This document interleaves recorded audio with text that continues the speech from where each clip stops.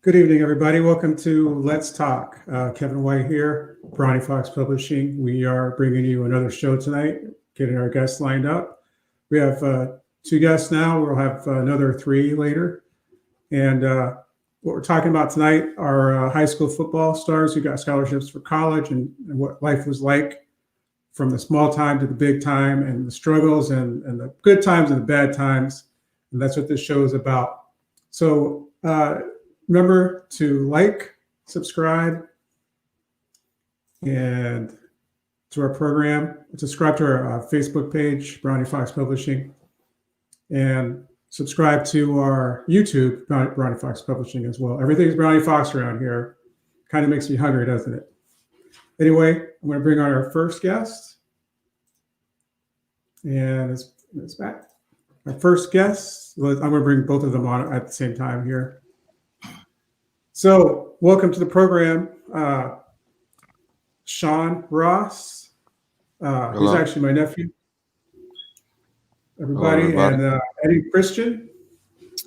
How's it going? How's it going? Cousin.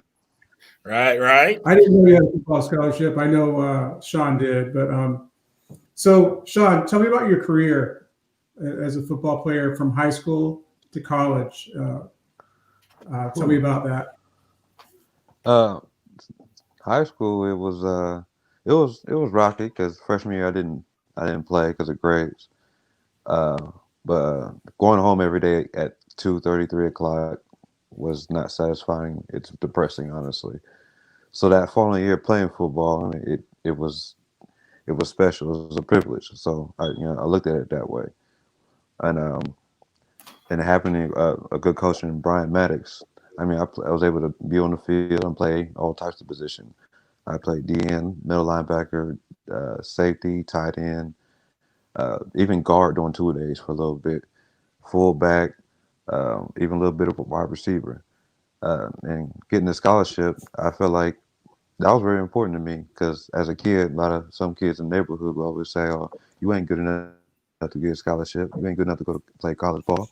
I went, all right, I bet I will. So that was always a goal. Never looked away from it. And then getting to college, that's where I learned that football is no longer fun. It's a job. It's what you do. It's well, people hate to say it, but when you get to college, football is more important than school. I mean, they want you to do good in school, but at the end of the day, they want you to spend outside of class doing football, which was fun. Right. And for a lot of people who don't have that mindset or be able to go do both school and do with football and the tasks that they ask you to do, they quit. But I enjoyed it, and I always thought well, if this gets me to playing on Saturday, then I want to do it, and that's what I did. I just bear through it. That's very interesting you say that because it sounds like it becomes more of a business when you get to college because they're investing in you and you're representing the school, and there's a lot of pressure, I'm sure, on the coaches and yourself to perform. So, Eddie, could you give a brief synopsis of your career, where you started and where you ended up in college? Well, first, I just want to say thank you, Kevin, for asking me to be on this. I truly is an honor to have this opportunity to share this platform with you, and Sean as well. So it's great being able to share this with you guys. But as you know, thank you, my friend. As you know, I grew up in a small town in a small town. Can you hear me? Okay. Oh yeah, you sound good. Okay. Just wanted to make sure I wasn't echoing. But yeah, I grew up in a small town, Ohio. And, when you grew up in a small town, there's not a whole lot to do outside of sports. And where I came from, you either, went hunting and fishing or you played sports. And I've never been a hunting fishing type of guy. So sports was my outlet. But football is kind of like a rite of passage back where I'm from. And, from a young age, you're out there, can't wait to get to that grade that you can start playing football. And where I'm from, it's third grade when you got to lace them up and put on the helmet and shoulder pads and get out there for the first time. So, from that point on, it was just my life was sports. I played sports year round, but football was my passion. And, just growing up through the years, I had the privilege and honor of just playing with a lot of really good teammates. I mean, we when we got on the field, it was one heartbeat, one team. And throughout that entire, third grade through 12th grade, we were probably in 5 losing games, that group of us. So, we developed this brotherhood and this desire to excel. I mean, when you're winning and winning and winning, you don't want to lose. So it really just kind of built this attitude inside of us of hard work, discipline, and brotherhood.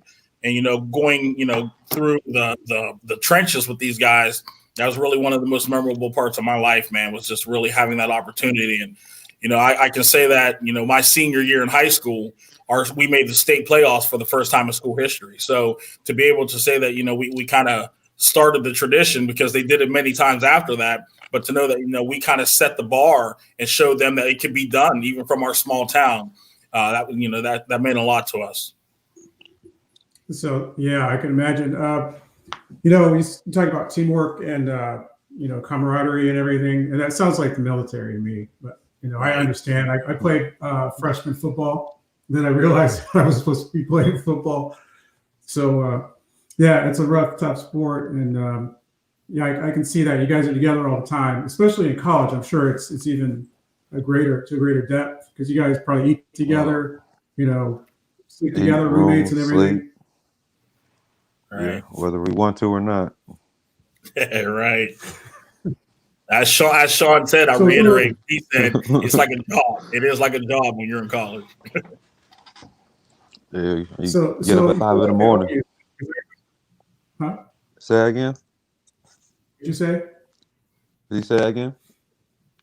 Yeah, it seems like they own you kind of things. I remember I went to Ohio State and I took classes with the players, and Carter was on the bus. You see all these players on, out in public or whatever, but they had to do, what they were told to do. And I'm pretty sure you guys did the same thing. Right. You have the schedule and all that. So tell me about the pressure you had as players and the coaches' pressure on you. So going from high school, you're top of the food chain. You're Mr. Mr. It, right? So then you go to college. Are you still good there or are you average? Because I hear a lot of players say when they get there, they're not, the pool of people and talent gets better when you get to the next level.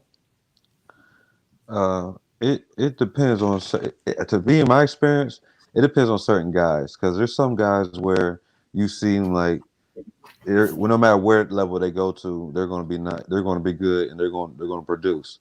But for me, I think it's not really more of a talent standpoint. It's like in high school, most players don't have that a certain playbook that's hard. Like it's most of the time on offense, you're really fast, so we're gonna run you straight down the field. Don't have to worry about nothing else. You get to college now, you gotta learn the route tree, and then you gotta learn the hand signals from the coach from the sideline, and then from any given play, it could be something totally different. And some players who are very talented get frustrated, and now they can't show their talent. So now they're becoming the bottom of the chart, end up transferring or dropping out of college altogether.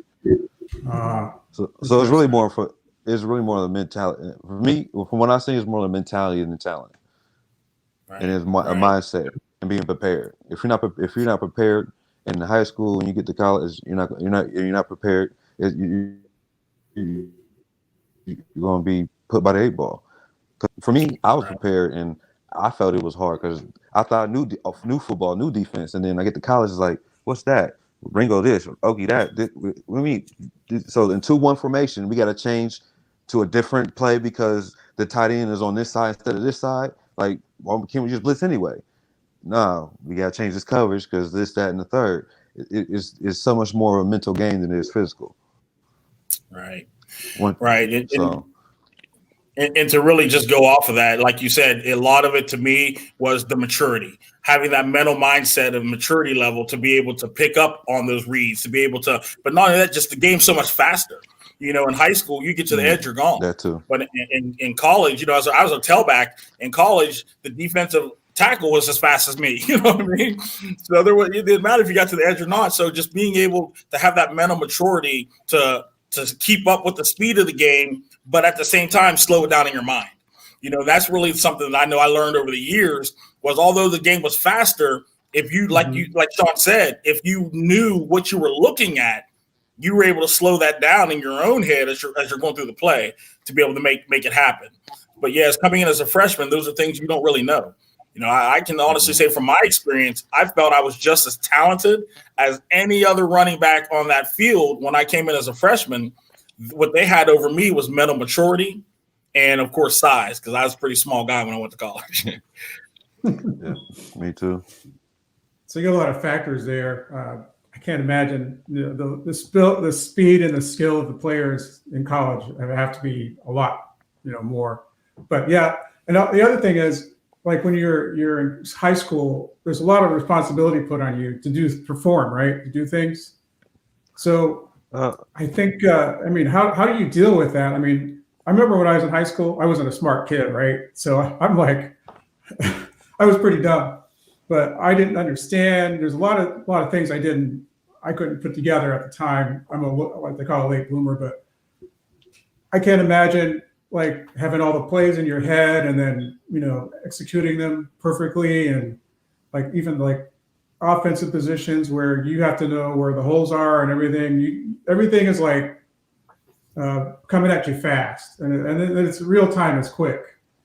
And to be able to perform that well under that kind of pressure and that kind of speed and everything, to me is amazing. You guys are able to do that and then take it to the next level. A lot of kids don't. Right. I'll say this, where I came up, we were fortunate that when the head coach of the varsity came in, he set up a program that the freshman team, the middle school team, the Biddy League team, all basically ran the same plays that the varsity team ran. So you learned it from the young age, and you just kept repeating it as you went through the years. So by the time you got to up to the varsity, it was just ingrained in you. So it was just second nature. And we were fortunate that where I came from, that head coach was there for like 10 years. So that system just kept being passed forward as you advanced through the grades. And that was one thing that helped me in that regard. As far as what helped me, it was I guess I always enjoyed the certain part of the process, especially my sophomore year. We had a new coach, Brian Maddox, coming over from Beechcroft, and he taught a lot of coached a lot of talent. A couple guys that went to Ohio State, a couple guys other places. So I mean, he has a nice little resume. Him coming over and then him just seeing the difference between him and then the little experience I had with the coach before. I mean, he seemed like he cared more about equipment than he did the players. And then it's like you wasn't seeing college coaches coming in to talk to any of the players. You wasn't seeing any mail or any of the players walking like, oh, I got mail from this place or I got camp invite from this place. And then my sophomore year comes along. This coach Brian Maddox, he's my class was where we had most of the best talent, and when I was in high school. So a lot of us were, he was telling a lot of coaches about us early on before he even seen us play. So we're getting, looking at from Bowling Green, a lot of smaller colleges, but as a sophomore, I mean, getting a camp invite, that's exciting. That's like, oh, I'm gonna go home and keep working. Like instead of going hanging out with friends and doing something stupid, you like, instead, like I got Bowling Green this time. If I put in more work, it'll be Florida State next time, or something like that. Or it might be Bowling Green and Toledo instead of just Bowling Green. So it was one of those things. Like I was self motivated, and so I got you lucky control and your along own with destiny, really. Yeah, pretty much. And then also a couple The of harder you lucky work, the better, factors. the more chances you have. Yeah. Yeah, and then also And that's something you can opportunity control. plays That's a factor. unique because you two could control your future. I mean, you probably didn't think about it. Maybe you did back then, but it's weird how you control where you go based on how you perform and how much work you put into it. So just even getting a scholarship, period, is a big deal. Right. So, but see, where I grew up, didn't have that luxury, man. You know, I grew up in a small town, Ohio, way before days of internet and Google search. There was no J Huddle or any of that stuff. You know, and here's the fact: I was a pretty good running back. There were a whole lot of running backs that came out of my high school that were better than me. I just happened to be the one that got noticed because I was further along down the line as far as information technology age. But, you know, where I'm coming from, unless you were putting up 250 and 300 yards a game, schools didn't know your name. They didn't know your name. Right. Yeah. See, my dad's from that town too, from Cadiz. Right. Cadiz, Ohio Cardinals. Yeah. Right. So, yes. Yeah. I mean, we had a guy came from our high school named Jay Peterson. You know, Jay's senior year, he was second in the nation rushing behind Herschel Walker. But a lot of people don't know. When you come from a small town like that, people don't really know that. So. Exactly. Yeah. And so, yeah, you're right. Because back then we didn't have J Huddle. We didn't have any of that stuff. Right. You had to make it to the championship team for somebody to notice you. And sometimes it's like that today. We didn't have the films, you know, this is Sean Ross running and with the music and everything. We didn't have that. It was just you had to work hard to get there to get recognized. Correct. Yeah, some of the things I've seen today, these kids that they get on the internet and put together highlight tapes on their own. It's better than any highlight tape I ever had. Can't even find videos back in the 80s now. You know, you can't find it. You see everything. Everybody's stuff is out there now. Yeah, exactly. That's very, very true. Very true. I used to always complain because when I was in high school, because I was in the foundation of what Warner Ridge is doing now, because they just won the city this past year. My class, you know, we didn't make a playoff. We didn't win those cities, but we started winning. First year we went 4-6, and then we went 7-3, 6-4. But my class, we put in there like we're gonna put in work. We're gonna work hard, and we play everybody tough. We never got blown out. We lost close, tough games. Right. So and now, school's been in the playoff a couple of times and won a couple of city championships. So they're starting to make good places, and it's all automatics. So that's nice. Yeah, they never. When I was there, they never were a good school. We were 8-3 our senior year, and that was a big deal for us. As long as we beat Eastmore, that was all that mattered. And I never did that. So yeah, Ridge is doing really well. Everybody in Walnut Ridge, shout out to Walnut Ridge, Scots, right? That's school we both went to.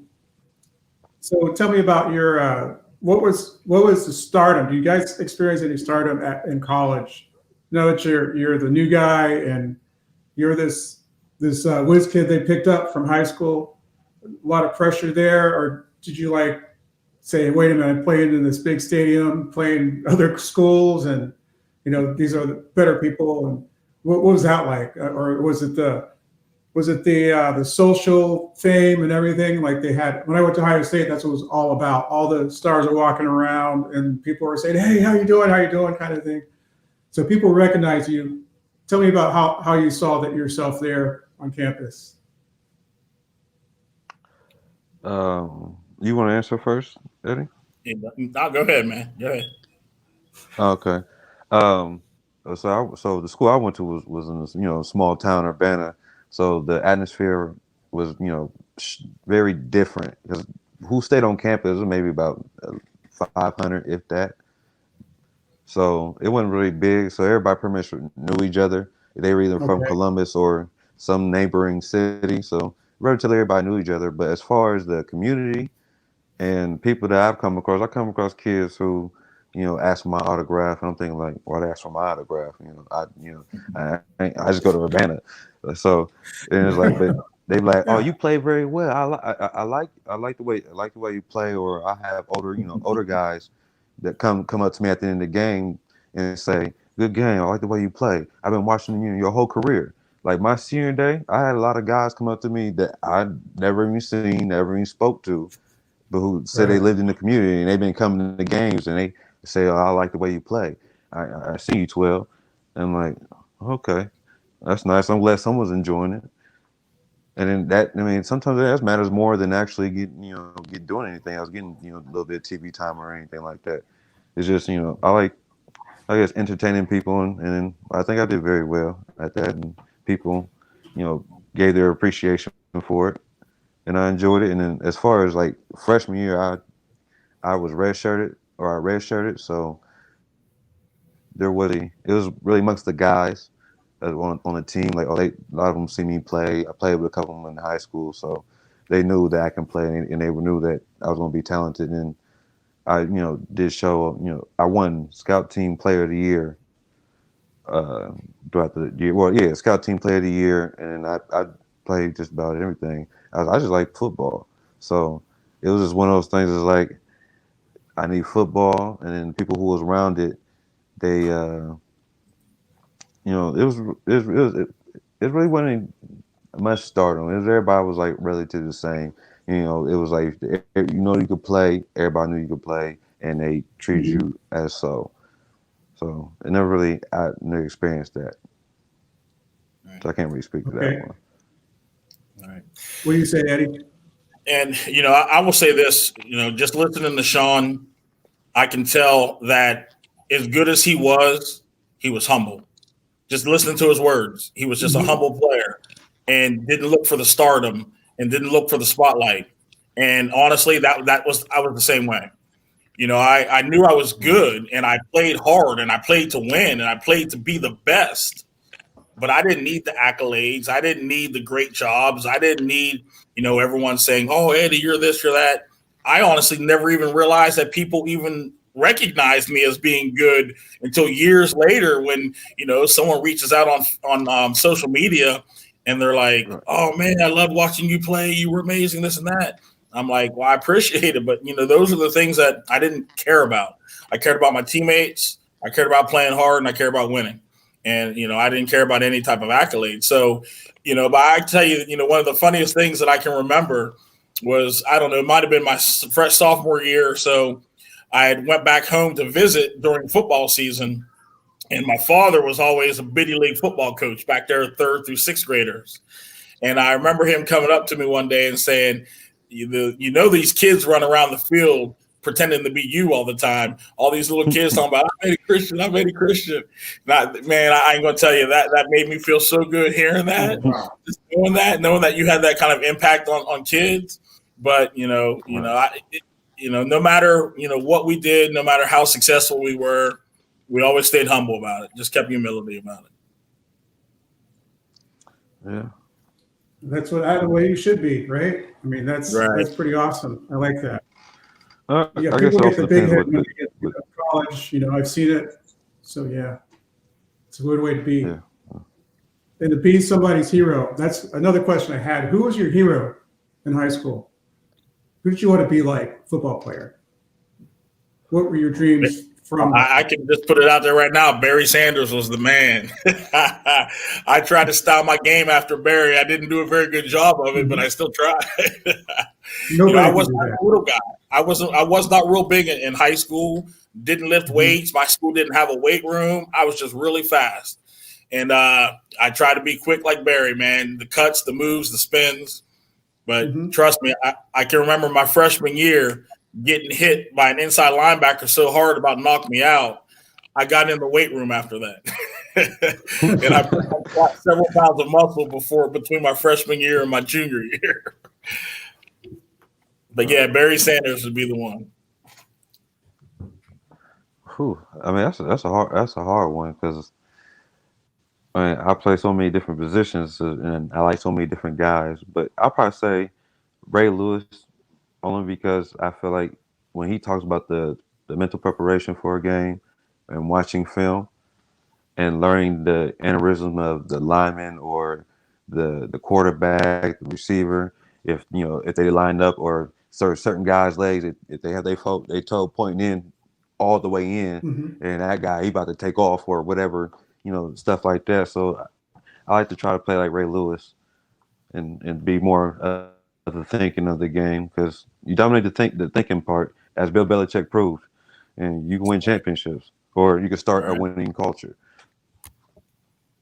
So I just have to say, yeah, Ray Lewis, but then Sean Taylor, because he hit the way he hit it. Man, I would try to hit like him. I don't think I ever did, but man, or Jack Tatum, like safeties like that. I wanted him wanted to hit like no matter what position I played on defense, because you hit like that, you getting everybody on your side. The crowd, the coaches, like there's no way Everybody they take you off the field.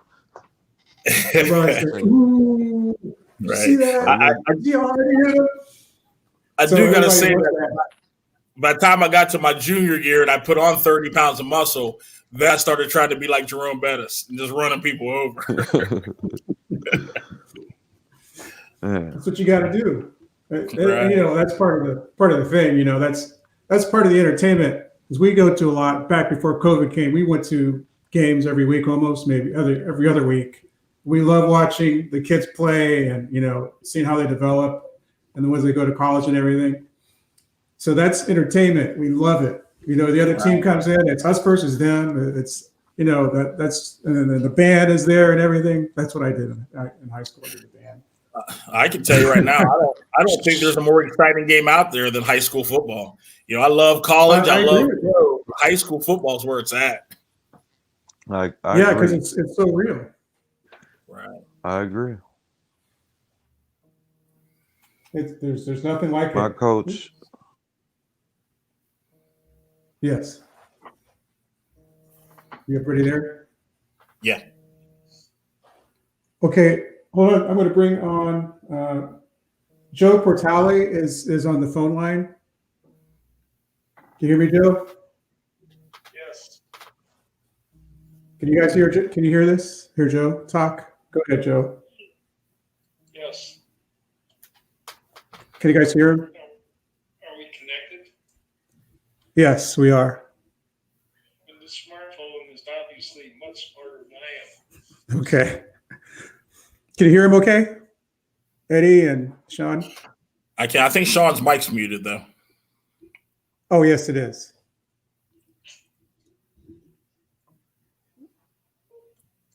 Hey, Sean. Let me see here.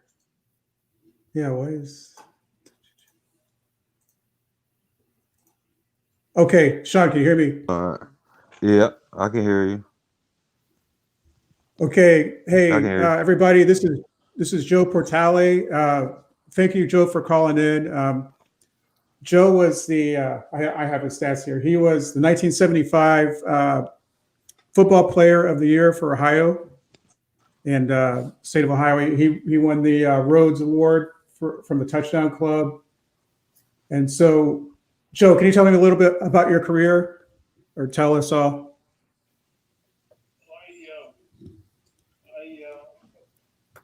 Where I started, I played at St. Brendan's, and then I got a full scholarship to St. Ed's, and then by my senior year, I was Ohio Player of the Year, and I was recruited by just about everybody. But I played baseball also, and I was drafted by the Yankees too out of high school. So what happened is I ended up going on my recruiting trips, and I went to the University of Florida on a recruiting trip because the owner of the Yankees, George Steinbrenner, set it up.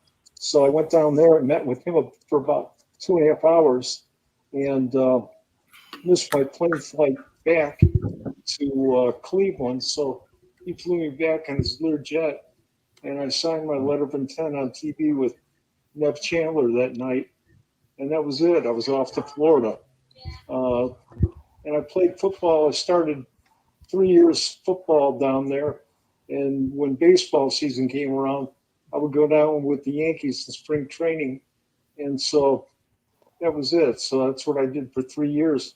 So they fired the head coach of Florida, and I had to get out of there, and my folks asked if I could go somewhere where they could watch me again because it was hard for them to get to Florida all the time.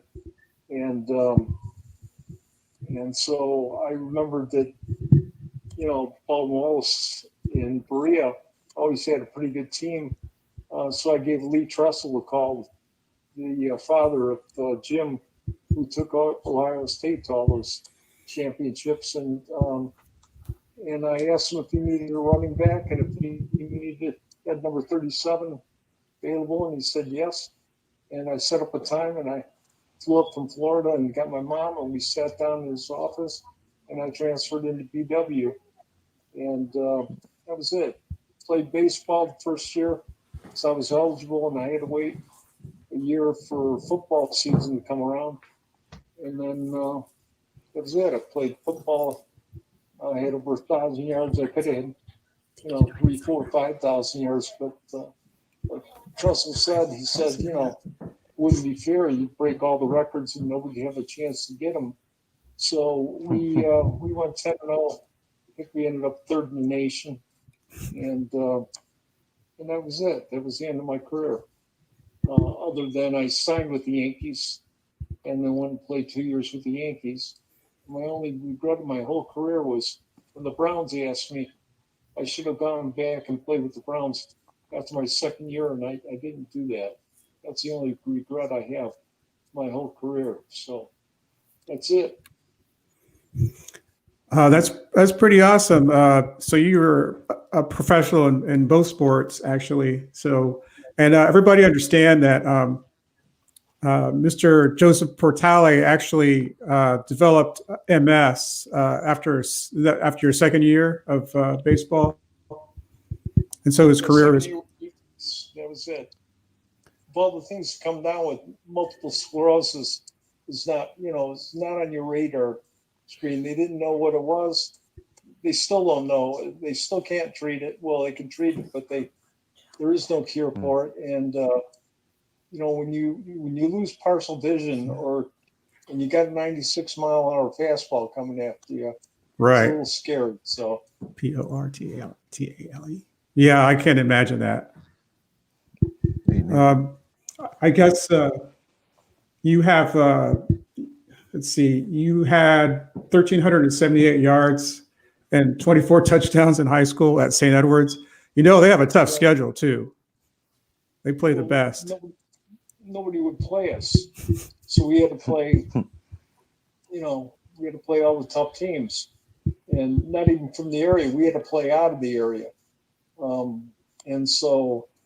But I was only playing, literally to halftime or one series in the third quarter because we ran a run and shoot offense and we just smoked other teams. We just really did. I mean, we could beat other teams really bad, and our coaches wouldn't do that. And the same thing when I got to BW, the coaches wouldn't beat up on the other teams like that because they said, that, we got to play them again next year. And just because we have a team that can do it this year doesn't mean that they're not going to remember this next year or the years to come. So they didn't let us beat up on the other teams bad. She's a little manic right now, So 2 touchdowns and 100 yards, I was out of the game. Oh, really? That was it. I was done. So that was one of our rival schools. My kids went to Wayne High School in Heber Heights, and we went to the state championship with St. Ed's, and we lost both times. So my hat's off to those kids. They're still a good school, great school. Heber Heights? Yes. Well, I'm sure they are, but I mean, Ed's had all, literally could recruit Yes. Northeast Ohio, and it's pretty good football players up here. Exactly. And that's what they do to recruit in high school. And it's kind of an unfair thing. You have to be a really good public school to go against, teams like that. And I'm sure you guys would agree. You guys play Catholic schools, Eddie and Sean. Catholic in high school school or college. playoff my senior year. Yes. Catholic schools or the suburb schools. Yeah. Mm-hmm. Yeah. Right. They sent me a notice the other day that something like St. Ed's has won 64 state championships in all the sports, So they didn't just win one in one sport 1 year or one. They won 64. So if you go to Ed's and not only your academics are excellent because if you graduate from there, they'll throw you out the last week of school. But your athletics, I mean, you got a great chance of getting a scholarship somewhere. And you see how many kids walk out of Ed's with a scholarship somewhere. That kid, it's worth, I think it's up to $15,000 now a year to go there. I mean, when I went there, it was $600 a year. So Wow. big difference. Yeah, that's huge difference. But a college scholarship is worth how much these days? So I have a question I want to ask you. I asked the other people, what was life like as a college superstar going from high school? Like when you're playing in the league you're playing in, and all those like 100,000 fans, and does stuff go to your head? Do you remember what was life like? Well, when I got to Florida, they're in the SEC, so Alabama, Georgia, Tennessee, on and on and on, Auburn, Mississippi State. I mean, just pretty good football. And so the first time I remember we ended up my freshman year, we ended up in Tennessee with 105,000 people in the stands, and I'm standing out there at midfield looking up saying, who the hell did you come to watch here today? So it was kind of funny because I knew most we ever played, and I think we had to run out BW because St. Ed's field was too small for the crowds we used to get. So we rented out BW and played there. I remember we played Warren Western Reserve. They were number 1 in the state, and we were number 4, and we beat them 56-28. And there had to be the whole city of Warren had to be there. So it was a huge game, and that was it. So you're at Tennessee Stadium, and there's all those people there. That has to be amazing. Never saw a crowd like that before. Never 105,000 people. So then you're playing the likes of Alabama and all the other SEC teams. That's a tough conference. Oh yeah, every game. Plus we played Florida State and Miami because they were in-state games. Right. Yeah. So I mean, it was week after week. It was you had no pushovers. Except for Vanderbilt, Kentucky. Well, we didn't. But they rotated the schedule, so Right. we didn't get a whole Vanderbilt. We did get Kentucky, but it wasn't like Kentucky was, that bad of a team. I mean, they had some talent in Kentucky. I mean, Art Still, I remember banging it up against him for 3 years, and he got drafted and number 1, and so I mean, just there's talent in that SEC. It still is. I mean, look at the guys that get drafted out of there. That's what I say. The problem with a lot of the teams is that the pro teams go to the schools that have already recruited, some of the best athletes or whatever, and draft your guys from there. Because not only did they learn how to play, but they learned how to win. And winning is not easy to teach if you haven't done it. I mean, you gotta get a taste for winning, and then that's the way you play from then on. You just want to win. That's it. So what's you guys agree with that? 100%. Winning is everything. Yep. You can't I agree. keep winning. You have to be a winner inside. That's that it factor. Again, that's something that's instilled in you at a young age. I mean, if you grew up on winning teams, you knew how to win. If you grew up on teams that lost all the time, well, then typically you're going to grow up with that losing mentality. So, winning is something that's built in you. I used to ask the question all the time. Do you love win? Do you love to win, or you hate to lose? So a winner makes a big difference in your attitude. Sounds like, so that makes a lot of sense. So Right. Yeah. so all you guys, right. And so I know it's hard to be on a losing team. It's tough. I've been there. I've never been on one. And I share that all the time when I speak to students a lot. You know, I grew up in an environment on the field where I was never on the losing team, never had a losing season, rarely lost more than 2 games in a year. And when you have that mentality, there is actually that can be a negative at times too, because if you're used to winning, that loss can set you back big time. So, you know, at the same time, you know, you have to be able to handle losing to be able to come back and bounce back and win again. Fortunately, you know, I can say that I did have that mindset, but when you have a reputation of winning, it kind of fuels those around you, and it causes your teammates to kind of run off that same passion. Yeah, I see a lot of confidence in winning when you're number one. So same thing with the military. That's how that works too. You always win, and you always have that attitude that you're going to win. Nobody can stop you. Nobody can beat you because you're on a mission. You guys are on a mission to win the game, working together as a team. Everybody has their role. That's what I like about football. Right. It's kind of like that. Yeah, 100%. Baseball is a lot tougher, but exactly. you know, if you get the right guys on your baseball team, you know, if they got the same attitude, you all pull together like that. I remember we played in the minors and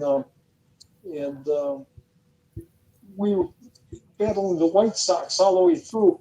And we were down, I don't know how many games. We won 15 straight games. Fred McGriff was on the team. He hit behind me. I hit 4, he hit 5 behind me. And we won 15 straight games and overtook the White Sox with 2 games remaining and beat them for that championship because we all wanted that ring. And we got that ring, and that was it.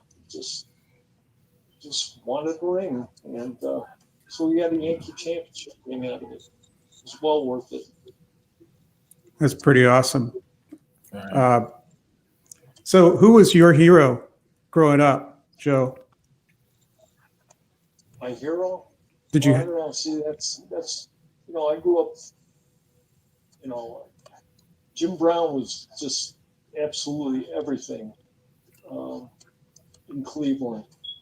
And like I said, that was the only regret I had was when the Browns asked me, I should have gone, and I didn't do that. And I should have. And that was it. It's pretty much Jim Brown. That was, you know, Frank Ryan, and yeah, I can rattle off a lot of the players on those teams in those years. So yeah, it was always the Browns. Yeah. Yep, we all have regrets, and that would have been a big one. I understand because it's a very impactful team and a franchise and everything else. I think I could understand that opportunity. They weren't doing so good back then. And Odell had them, and they were, you know, they just pretty much ran it into the ground. And there was a lot of great guys that came out of Cleveland, and then, you know, later on they went back and played like Jervicius and the other guys at Cribs and the guys from the area. They wanted to play with the Browns and everything. But back when I was back in the 70s, you know, 76, 78, 80, you know, they wasn't the same Browns as the Browns are today. I would play with these guys today. These guys have a decent attitude about it. Back then, it wasn't so good. So Gotcha. the money wasn't there either. Oh, really? The money has changed everything. Yeah, It's everything. it's like, well, sometimes it's not good for you. Like Dallas, they're playing their star running back a lot more money, and his performance has actually gone down. So I wouldn't name any names here, but sometimes money changes you. Right. Changes that work ethic. You don't get any money in college because you do, but you know you don't walk out a millionaire. I mean, you know, it's still a lot of money. Yeah. I remember I read about your Steinbrenner episodes and everything, and I saw that at Ohio State where players actually they were given things. They weren't necessarily paid, but they were given cars or whatever, apartments. They weren't Right. supposed to, but it was the alumni going on. I never experienced that That's a level. whole story about I mean, we're not talking about who got you to school. Then when you got to school, then the alumni were everywhere. They were just everywhere. So I'm going to ask everybody one question. You guys speak to other kids? Do you encourage them motivational speaking or anything like that? Joe, you can go first. Well, no, and should I? Yes. And have I coached? No. The only thing I coached was my daughter's 7th and 8th grade girls softball team, and I ended up coaching that team, and I ended up coaching the whole league because these girls didn't know how to swing a bat, and they go up and they strike out and they go back crying to the bench, their mothers and stuff like that. And eventually I just had to grab the other guys from the other teams and say, I'll teach the girls how to hit. You pitch, you teach them how to field. And that's what happened. Every girl would come up to bat. I told them, teach them how to hold the bat, show them how to swing. And then I'd stand in the other batter's box right across from them and talk to them all the time until they swung and hit the ball, and then they'd run. And that's the only way you can do it. And that was it. I did it the 1 year, and I loved it. But I probably should have coached. But the MS just really kicked the crap out of me, and I understand. it's not much to say about it. So Lots of Eddie, things that get done. okay, Eddie, I know you do I heard you say you do motivational speaking. I know you do a lot of. Everybody needs to go to his webpage and see everything he's got going on. So you're quite busy, aren't you? Yeah, I mean, I'm an entrepreneur. So, I started a personal training business 18 years ago. And just the nature of what I do as a personal trainer, I work with everybody, but I specifically with my athletes, I work with a lot of high school athletes, collegiate athletes. And part of what I do when I train is I encourage, inspire, motivate, and mature those who I work with. I also have another business that is really kind of centered around leadership development and personal development. I've been a student of that for over the last 12 years. So I make it a mission that when I'm working with youth, my job isn't just to make them a better athlete. I'm trying to make them a better person. It's about character. It's about integrity. And that's kind of my main focus. But ultimately, I can tell you that, the same things that were instilled in me, I just try to pay it forward to others.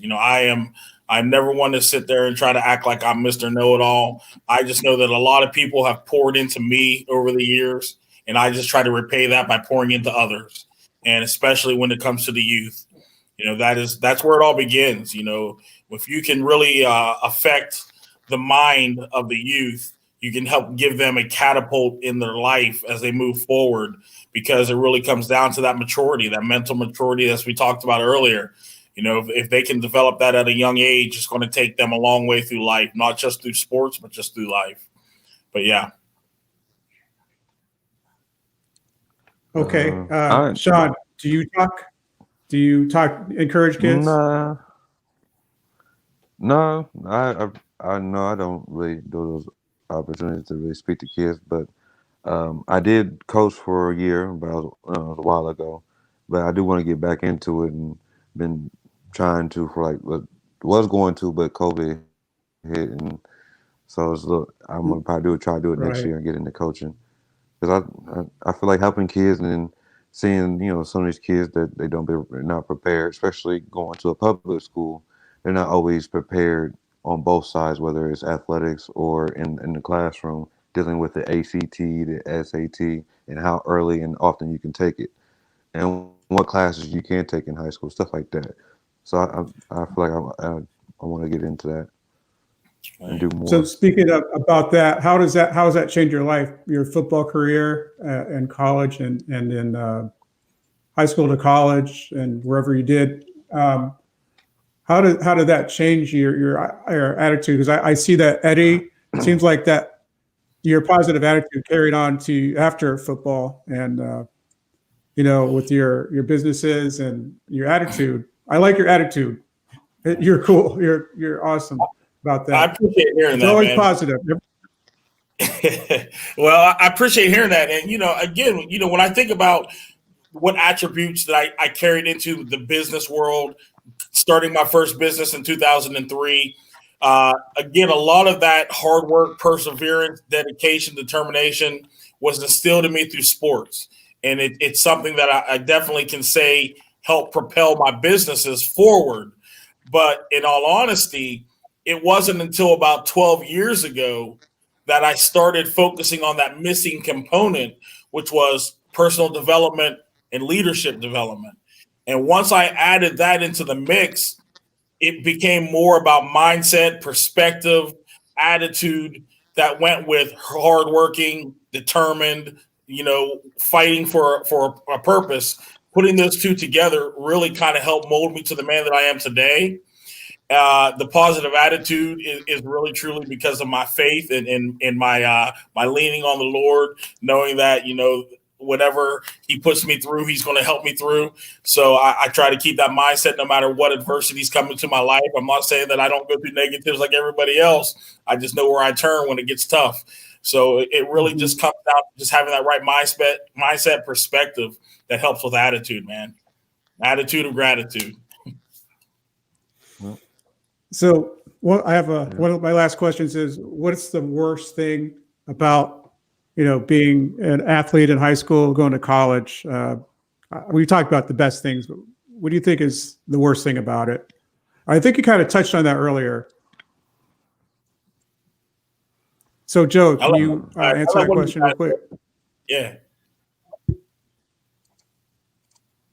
Well, I went to an all-guys school, so, so to set me on the campus of the University of Florida with all those women, I can't tell you really about a bad thing that happened. But no, I can't even talk about it. It's all of a sudden I'm starting at the University of Florida freshman year, and just I don't have anything bad to say about it. They bring a recruit in and they want me to go and get a date for them, and I just walk into my class and it didn't matter. I just picked the prettiest girl. We had nothing but sorority girls all over the place. So girl, and I just say to her, I said, "Listen, I got a recruit coming. Can you get a date and for him, and the four of us will go off?" And she just look at me and say, "Sure." It's like I didn't know who she was or anything. I just knew she was a pretty strong girl.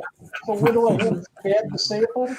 Well, I ended up graduating at BW because I had to leave Florida, but I came out with a double major in marketing and finance, and I ran 2 divisions of a company by the time I was 30 years old. I used to fly around and give speeches. We had our own live jet, and so I guess my parents never went to college. They didn't expect me to probably graduate from high school, much less graduate from college. So, I don't think anything bad came out of it. I got an education, and like I said, I can't tell the other stories. I mean, I'm sure the other guys got the same stories. Can't talk about them. Yeah, these guys are laughing at what you're saying. They're cracking up. Because I know everything he's saying. All right. Number one, these guys don't understand, but other people think you're telling stories or you're making it up, and it's like, no, it's really true, and it's just not going to believe it. So why even tell you? Especially in Texas. I got yours too. Right. Yeah. It sounds like it's too good to be true. So in some ways, but I understand. Totally get it. I went to Ohio State. It was a big college, and yeah, I totally get it. So, Ron, tell me, what's the worst thing? Honestly, as Joe said, I mean, I don't think you can think of a bad attribute that came out of it. I mean, you get an education, you get some accolades. I was blessed that I was inducted into both my high school and my collegiate athletic Hall of Fames a couple years ago, and I even got to share that moment with my young kids. I mean, so I can't really think of a bad thing that came out of it. I mean, it really is what you put into it, what you get out of it. I will say what we were speaking earlier about it being a job, more or less, when you get there. I mean, you got a lot of commitment and a lot of things that you don't get to experience that your normal college normal college student gets to experience. As an athlete, you've got a lot more responsibilities, but then at the other end, as an athlete, you get a whole lot of perks too. So, it's a give and take a little bit. But yeah, I really can't say that there was any negatives that came out of the experience at all. Sean? I mean, only thing I could probably say would probably be the 5 a.m. runnings. That's probably the only bad thing. But other than that, I mean, I agree with everybody else said. There's not really a bad thing about it. It's just a lot of things you dislike or you have to sacrifice and give up. Like you said, going out or staying in and studying the playbook so we'll be ready for the game tomorrow. So it's just making the right decision leads to a lot of boring nights. But yeah, there's nothing really a bad thing. You get education, you're having fun, you get to meet people. Otherwise, you probably wouldn't even get to meet. Like I got guys I know from California, Florida, Texas, all over the United States that went to college with and I played ball with and spent 2-3 years with them. So there's a lot more good. There's really no bad. Just a lot of dislikes. Right. So I have a message. I'm sorry.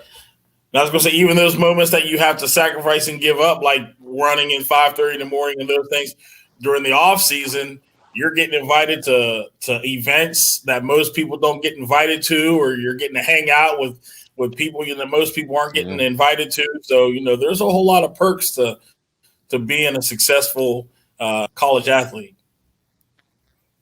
I will. Free meals. I've got a question or a comment from Dave Weitzel. He was our quarterback at Walnut Ridge at my time. He says the worst thing is not being prepared. The job of it, no more fun. And it's a job, right? So what he says? He says the job of it, no fun. No more fun. No more fun. Yeah. Okay. You know what? You guys just described the U.S. military because you have no will of your own. You have no control of everything, and they will put you where they want you, when they want you, and you just do it. So you guys had it better than we did. There is a big difference. We could walk away at any time. You couldn't. Yes. You try to walk away, you're going to get locked up. But see, the thing is, you volunteer for that. There's another difference. You want to do it. So people who want to do it are the only people that need to be there. But I think that was our last question. Anything else, Carolyn? David says that he broke his ankle. Oh, he had some other comments at the top. He couldn't sign on. okay. David couldn't sign on. I can't. What does that say? Can you read that for us? He said, Scott's quarterback, we went to city championship sophomore year, but I had a broken ankle and couldn't play. And he was just talking to you about there was no internet, and no one made the playoffs to be seen unless you won the City League. Right. City League was everything. When I was in high school, you went to the City League, you made it in Columbus. But and we didn't play big schools like our biggest school was Upper Arlington, and they're not anything anymore. We actually beat them, I believe, in our senior year. So I thank everybody for coming on. Is that all you have? Yeah. Does anyone have any? I want you guys have anything to say before we go? Start with Sean. I just want to thank you for inviting me on here, and it was an honor just to be able to talk to you guys and to share this time with Joe and Sean, and be able to hear their stories as well. I love being able to hear old war stories from different people who had different perspectives and played at different schools. So I appreciate hearing your versions and your stories as well. Awesome. here. So I like to bring guys back to my programs, the guys that are positive. And so you might get some phone calls or some Anytime. requests. Same here. Anytime. I'm doing for it. I got to Florida. They used to give us crap all the time about, well, you're on scholarship, you get everything, whatever. But now that you have this virus here, and these schools are screaming because the sports programs aren't, or the football programs aren't bringing the money in, Uh-huh. it funds all the other sports. Exactly. Funds, especially That is all the very girls. true. Sport.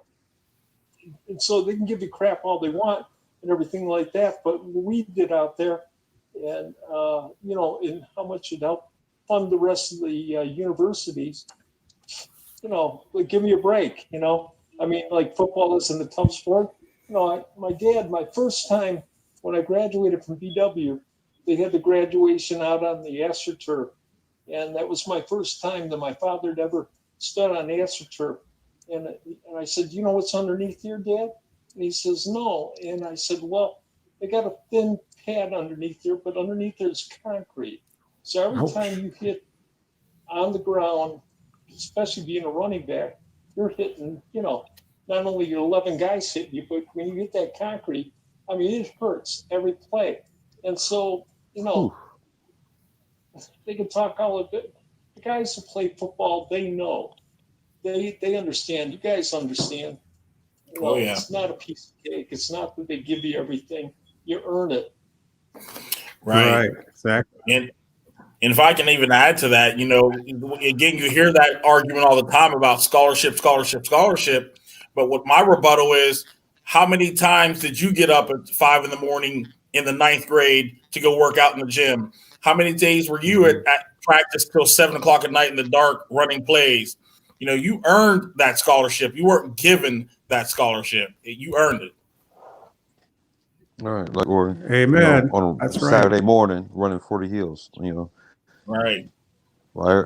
So, but and during the week, I wouldn't get home until 8 to 10 o'clock. I didn't get to bed till 10 o'clock at night, every night of the week, because from St. Ed to Lakewood to North Olmsted, I mean, if you got a ride or you had to hitchhike home.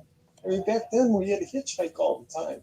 I mean, just, it was a whole different age when I went to school in the 70s, 76. And people think it was just all easy. So, But there, right. the cops in Lakewood would actually pick me up and take me to a point where another cop would pick me up and take me that late at night because, there it is. I'm coming out of the locker room at 8:30 at night, and I got, an hour and a half, 2 hours to get to, get back home. So, I mean, the cops were decent about it. So you guys, there's a lot of sacrifices I see, with playing. People don't see that side of the, they just see, you got a scholarship. Yeah, I totally get that. Well, if you didn't keep a point average up to 2.5, you didn't have it's 2.3 or so, 2.6. That's it. You lose that scholarship. You had to keep you had to have grades too. Right. You practice your rear end off, everything. Then you got to study too. Right. It's ridiculous. Right, because I went to when I was at Ohio State, we had basketball athletes. People you see on TV. One of my friends, his name is Jerry. He would go on a shootout out west for maybe 3 or 4 days and come back, and the professor would say, "Where's your homework? You don't have your homework. It was too late." So he says, "Well, I got a shootout." They didn't care. So you're fighting the professors in the school while you're trying to represent the school at the same time. Those guys, that's a hard life to live when you're on the road all the time with those guys 3 days a week. Right. They don't catch a break. So I'm sure you guys have experienced the same thing. If you're going out of town to go to a game, you got to prepare. You might get there a couple of days early or whatever, or whatever you have to do. People don't see that side of it. Then you got to come back and do your schoolwork. Right. Then you got to study plays, you got to watch films, all that stuff. Yeah, that's what I said. Being a college athlete's a lot different than just being a college student. A lot different. A lot different. Right. Like Joe just says, the athletes pay for everybody's salaries. Like I know that, like when I went to Ohio State, it was Ohio State. The games for the football team paid for everything else, all the other sports. Those concessions are that important, and I know they're hurting right now. Right. Big schools have reserve money, but they're counting on that income. You can't have paper cutouts in the audience. I think people have the right to get sick to be there, because we can't even go to the high school football game here in town. I can take that risk. Sorry, Dave says. Got another David question or whatever. Sorry, he says, that's right. We definitely earned it, and the playbook was tougher than any class. So. Did you guys hear that? Oh, Right. I Because the agree. playbook was tougher than any class. Like people don't understand That thick. is that At least that thick. all right, that's before you play anybody. Like as soon as you can play 10 different teams in a week, and then you give the playbook that's thick that you're getting in the beginning of the year, then it turns into, okay, this week we got to tweak about 30 things. So it's we're no longer calling it lingo, we're calling it Ringo. Instead of blue, it's gonna be green. But then turn around and that next week everything goes back to normal. So it's like you gotta switch the way you think, and then like they'll be like, they'll put on in front of you in the 7 o'clock film meeting, and be like, well, learn it by practice today. I'm like, well, I got class too. what about my class? Our high school, so at our high school, my kids went to Wayne. They have to show up on Monday at some kind of eatery where to do a live show, and the star players have to be there on Monday night to talk to the coaches and to do stuff like that. So there's a lot more to that's in high school. So a lot of things are expected. I can't imagine college. But wouldn't change it for anything. Wouldn't change it for anything, though. Yeah. No, I wouldn't either. And it's something my college coach used to always say is you're not volunteering, you're voluntold. So that's pretty much what it is. Yeah, I've heard that before somewhere. I don't My remember wife where. was at a time or two as well. Never volunteer for anything. No, because we used to, because our volleyball team, our coach used to always make us, like every Thursday, go to a volleyball game and support the team. And he's like, you have to be there. Boy. Here's a polo. So, Wow. yeah, It's there's forced a unity. lot of things forced unity. So. The military has fun day. So you have to go to these events, and everybody's supposed to have fun. Telling you to go have fun. You're going to like it because we said so. So a little quick story. One day we were at Seymour Johnson we're flying with the F-15s, and we had a mandatory sports day. So they shut down all the food, and we weren't there. We weren't part of the unit. We couldn't get any food on the base. So they had hot dogs at different stations. Oh, so some things work against you. So I totally get it. Having fun, supporting everybody, being forced to do it is different than wanting to do it. So you got stuff to do. Your time is valuable, I'm sure. I could be studying like you want me to, but I'm here watching a volleyball game.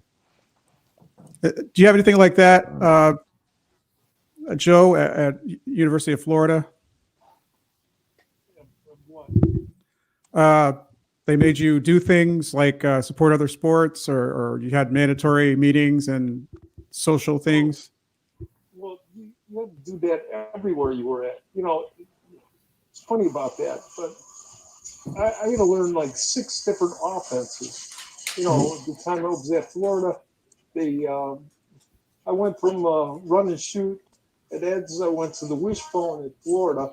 How Steinberger sent me down to school like that with an offense like that. I mean, Woody Hayes came to the house twice to recruit me, and I was on play of the year. I should have stayed in Ohio, but George, like I said to my mom, I said, "How do you say no to Mr. Steinberger?" And she said, "Well, I don't know how you do that." And so that was it. So no, I mean, just it was I was 18 years old. I mean, what are you gonna do? Right. You know, So like everybody here, like you're saying, had to learn the defense you went to or the offense you went to is completely different than what you were learning in high school. And so I'm sure that's got to be a big hill to climb, learning, a completely different.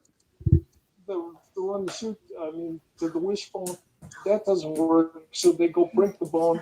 Spurrier comes in as an offensive coordinator, and they go to a pro step, and bam, bam, bam, and that's it. I mean, you're just learning different offenses, and it's a good thing I was a running back, and all I had to do was run with the ball and block. I mean, it was pretty simple. But for the receivers and the quarterbacks and stuff like that, I mean, those guys got to learn all the tricks of the trade. And then they got to switch the play up too. We had some great ball players in Florida. I mean, we had the one year we had 11 guys drafted off our team.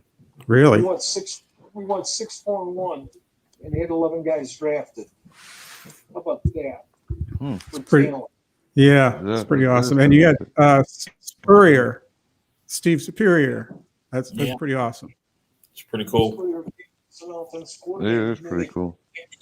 It's Stucky had to go because just all that talent and we got and I ran a 4.740. Okay, but I was not one of the fastest guys at all. I mean, I had guys all around me ran 4.3s, 4.4s, 4.5s, and but you had to hang on to the ball. You had to remember the plays. You had to go up to the line, and the one running back said, "What was the play?" I said, "Willie, you're getting the pitch. You got to go to the, it's a 28. You got to go right. You're getting the pitch." And Willie goes to the left. It's unbelievable. He was very well. It's like the AAU speed champion or whatever he won. I mean, the guys with incredible speed, and they were my size. I mean, I'm 6'2", 225, and these guys were almost my size, and they run by you like you were just standing still. So, Dave chimed in. Dave Weitzel was his question. He said, try being the quarterback. You got to learn the defense and the offense on the other team. Very, very true. Very true. Every game. I say linebacker is the quarterback of the defense. Yeah. I can imagine that. I see that. Played inside linebacker in high school. I played in college, and man, it's even more stressful. I mean, to be honest, because not only do you have to know your position and all the other 10 positions, you have to direct and tell people where to go every play. Like we ran our defense, I had to tell my D lineman which way he had to go. Then, depending on the call, I had to let the guy next to me, because normally they were younger, let them know, like, hey, you're supposed to go on third, not this, or you got the under, you got the hook. Then communicate with the safeties behind me on the coverage so we all can be on one, and that's all being done in 1 or 2 seconds. Like, it's not. I know it's not like the quarterback, but it's close enough. Yes, I had no idea they communicated like that. Because I was It's a defensive lot of end. It was communication. great 38, cover 3, cover 5, whatever, and we did it. We just held our end there, but we didn't communicate that kind of way. That's pretty. Yeah, you're right. The linebacker that does work that way. The best defense I played with, we won a conference championship, and everybody talked. We talked all the time from the end of the play to the play started. Everybody calling the same coverage. Everybody saying what they're doing. We're calling out what we think the offense is going to run. Constant talking, and then 2 years later, going to my senior year, I mean, we were still good, but wasn't that good. The communication was lacking because it was me, mainly one of the guys who really knew what they were saying, doing. So you hear the coverage and then be silence, and then not a lot of communication. Chemistry do play into it, but lack of communication is a beginning of a bad defense Right. or a bad team. You know, Period. that sounds like a philosophy. That sounds like a philosopher said that. Right. You're so right. That works in a lot of things. You know, Yes, it does. every. Yeah. So, Joe, you were saying something? No, I mean, these guys know. I mean, you know, you put together a good crowd of guys here that, you know, been there, done that, you know, seen it, you know, you see it firsthand. And you know, if you've done it, you understand. It's a lot easier to talk about it. Right. Right. That's why I'm not talking about it. So yes, go ahead. My dad was in the Army. My son's in the Air Force right now. He's one of the guys that'll drop bombs on you. So, I mean, you know, I just happened to play sports and was good at it. You know, or I would have probably ended up in the military too. But I ended up, like I said, scholarship to high school and scholarship to college. And I didn't waste it. I came out with a double major. I kept going back in the off season with the Yankees, and I finished. That's why I finished up with the double major in marketing and finance. And I'm going right now. I'm working on getting my master's. So not that I need it or I need the money. Not that I'm going to go back to work anywhere. It's just so I can say I got a master's. You know. Yeah, that's awesome. That's pretty awesome. Just something to do. Not that I'm bored, but I'm bored. Yeah, your son has a huge responsibility, and you know that's what the military gives you, things that you've never done before, and it's all on your hands. You're working with a team, but you got to do your part. So I understand how he's working that out. Kind of like football, relying on you. Yeah, it's a team thing, but you're talking about explosives and $40 million aircraft you got to take care of. Right. It's a big, huge responsibility. But I enjoyed it, every minute of it. It makes you feel like you did something positive. But anyway, I'm gonna say, you guys, thank you for coming on to the program tonight, and thank you, Dave. I know you're watching. You guys are pretty awesome. I learned so much in this episode from you guys. Things I never thought about before, never knew. Had no idea. So I'm glad. I think you guys are coming on. So we can go around real quick. And if you have anything else to say, then we can let you guys get back to your busy schedules. I just want to say thank you for everybody, being on here, sharing time, getting to hear your stories.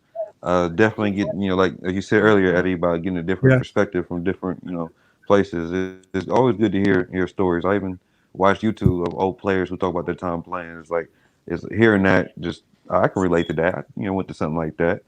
Also, what one of the things I take from football I still use today is it taught me that even when things are hard, if you keep putting the work in, that eventually you'll come on the other side and it'll be worth it. Right. So that's all I'm gonna say. Right. You got anything, Eddie? Oh, yeah, again, just I appreciate the opportunity to be on here, and anytime that you want me back, just give me a ring. I'd definitely love to be here. I will do that. I will do that to you guys. So I like sharing the wealth here. All right, Joe, we're going to let you go now. Dave says thank you, Kevin. And Dave says thank you, Kevin. Dave Weitzel, quarterback for Walter Ridge Scots, 1984 senior year. And you guys, St. Edwards, it's okay. No, they're actually a good team. Urbana, I'm sorry, Dave, Urbana is no more. Urbana is no more. The college went away forever. So sorry to hear that, and that's really sad. For alumni. I mean, you gave your heart and soul to that school.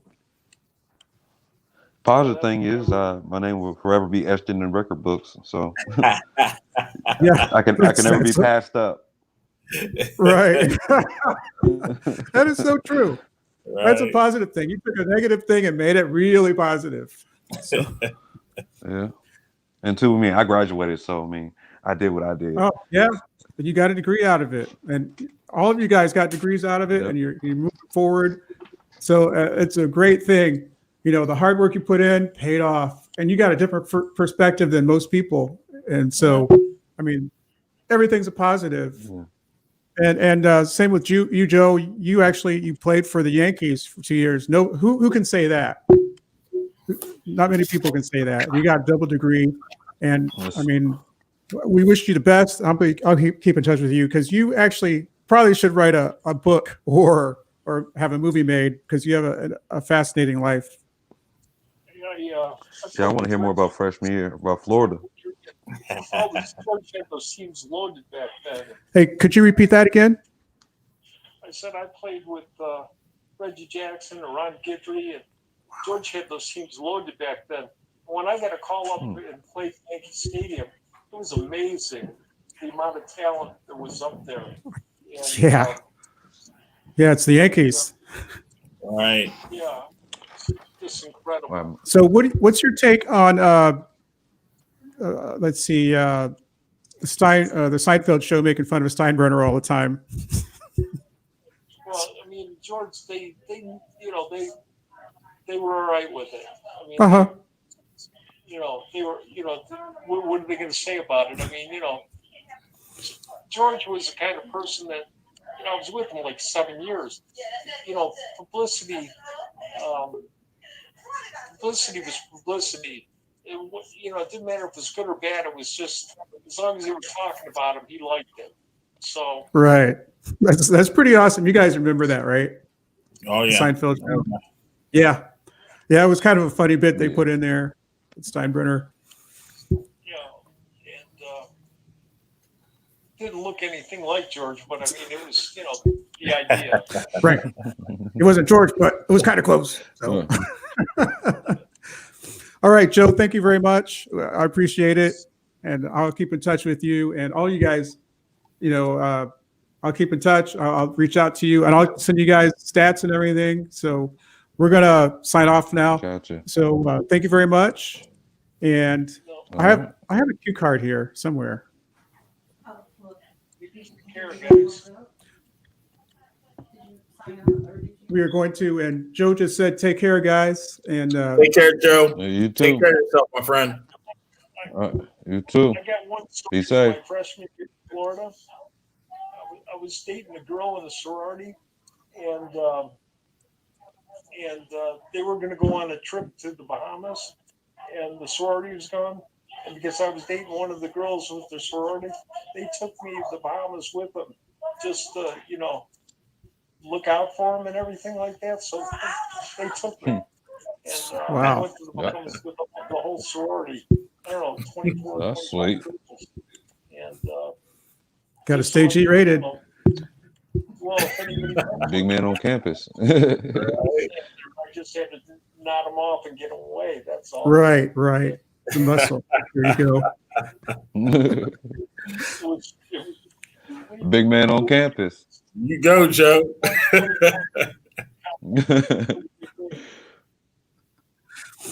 All right.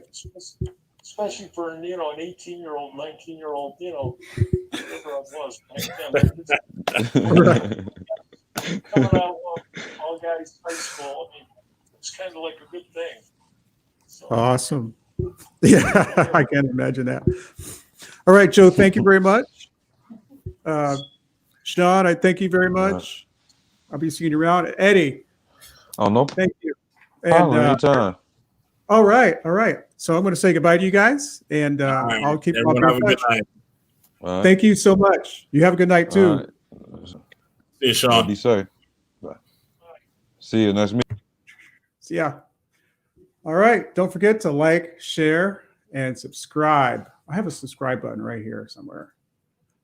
So the Facebook, YouTube, and yes. And leave comments. If And you're leave enjoying the comments. show. If you like the show, leave some comments. Yeah. Don't be hateful.